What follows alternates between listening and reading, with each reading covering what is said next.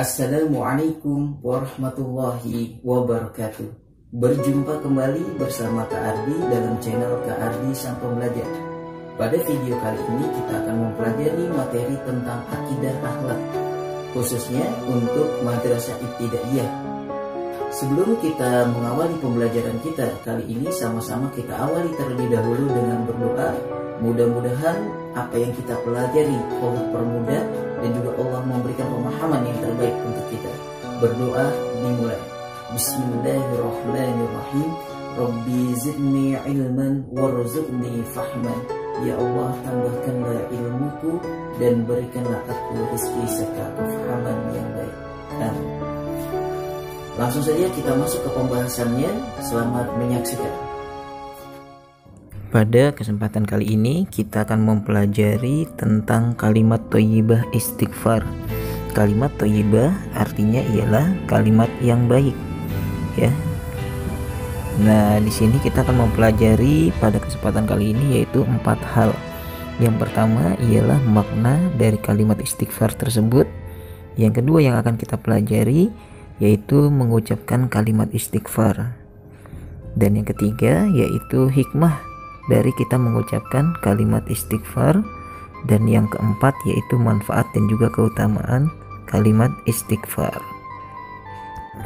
Kita masuk ke pembahasan yang pertama yaitu tentang makna kalimat istighfar.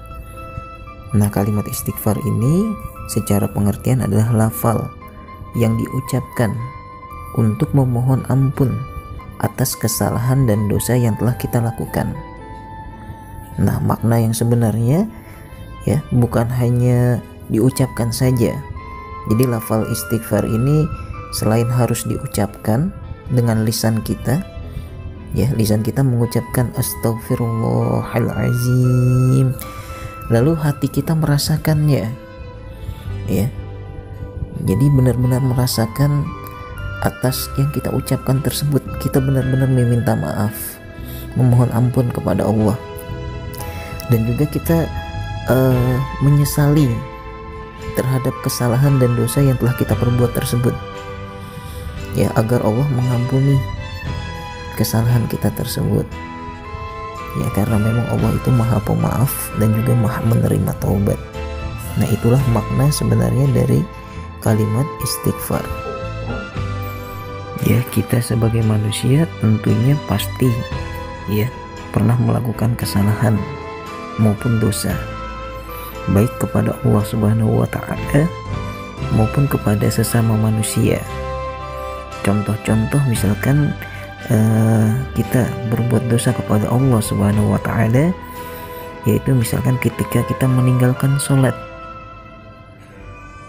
Mudah-mudahan kita semua terhindar dari meninggalkan sholat ini, karena memang kelak di akhirat ya sholat ini adalah amalan yang pertama kali dihisab. Jika sholatnya baik, maka baik semua tuh amalan ibadah kitanya. Tapi jika sholatnya rusak, maka rusak pula lah amalan ibadah kita yang lainnya. Karena memang sholat ini adalah tiangnya agama. Jadi kalau misalkan sholat ditinggalkan maka akan rubuh. Ibarat bangunan, kalau nggak ada tiang ya nggak bakal berdiri itu bangunan. Nah, maka Rasulullah mendidik ya kepada kita, andaikan kita udah usia 10 tahun masih suka meninggalkan sholat, itu boleh tuh untuk dipukul, ya, karena saking pentingnya ibadah sholat tersebut. Nah, itu salah satu ya dosa kita ketika kita meninggalkan ataupun melalaikan sholat kita, ya. Melalaikan seperti apa? Seperti di dalam surat apa? Al-Ma'un, ya, tentang fawailul lil musallin, yaitu orang-orang yang lalai dalam sholatnya. Yang seperti apa yang suka lalai? Ya, misalkan sholat zuhurnya ditunda-tunda menjelang sholat asar, atau sholat asarnya menjelang sholat maghrib. Itu namanya orang-orang yang lalai. Ya, yang lalai aja akan rugi, apalagi yang meninggalkannya. Nah, apalagi sih yang termasuk dosa kita kepada Allah, yaitu ketika kita masuk di bulan Ramadan padahal kita mampu berpuasa tapi kita tidak berpuasa. Ya, kadangkala kita ada tuh orang yang ngaku-ngaku puasa padahal dia nggak puasa. Karena amalan puasa ini yang tahu cuman kita sama Allah. Kalau amalan yang lain, sholat itu masih kelihatan tuh sama manusia, oh dia udah sholat tuh. Tapi kalau untuk puasa, ya itu amalan kita yang tahu cuman kita sama Allah aja. Yang ketiga yaitu tidak mau membayar zakat. Ya, itu yang termasuk ke dalam rukun Islam. Ya, yang keempat tidak mau melaksanakan ibadah haji padahal dia mampu. Dan lain-lain.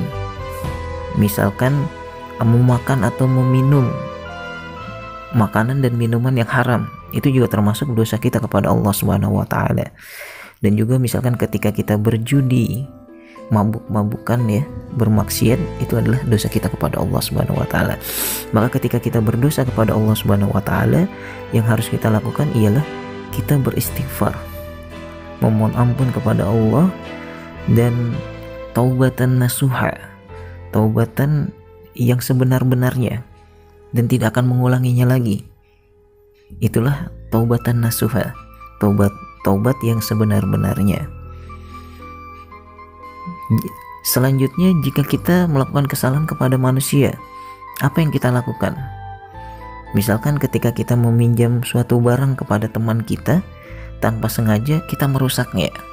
Atau ketika kita sedang main sepak bola, tiba-tiba tanpa sengaja kita memecahkan jendela tetangga. Nah, maka yang paling baik ialah kita minta maaf kepada teman kita, kepada tetangga kita yang sudah kita rusak. Ya, mau kaca jendelanya, mau alat yang kita pinjamnya, kita harus minta maaf. Dan juga kita tetap beristighfar kepada Allah Subhanahu wa taala, mau minta ampun atas segala dosa yang telah kita lakukan. Karena dosa kita kepada manusia ini, ya, itu juga kita harus minta maaf, tidak hanya dengan beristighfar mohon ampun kepada Allah saja, tetapi harus meminta maaf kepada manusia yang kita sudah melakukan kesalahan. Jadi pentingnya kita meminta maaf kepada manusia. Kadangkala ada orang yang ketika dia salah, dia tidak mau tuh untuk meminta maaf. Padahal kata Rasulullah, ya, orang yang paling kuat itu adalah bukanlah orang yang jago bergulat, tetapi orang yang kuat ialah orang yang mampu menahan amarahnya, dan juga dia mudah untuk meminta maaf kepada temannya ketika dia salah. Nah, oleh karena itu, ya, pada pembelajaran kali ini kita harus terbiasa tuh mengucapkan kalimat istighfar.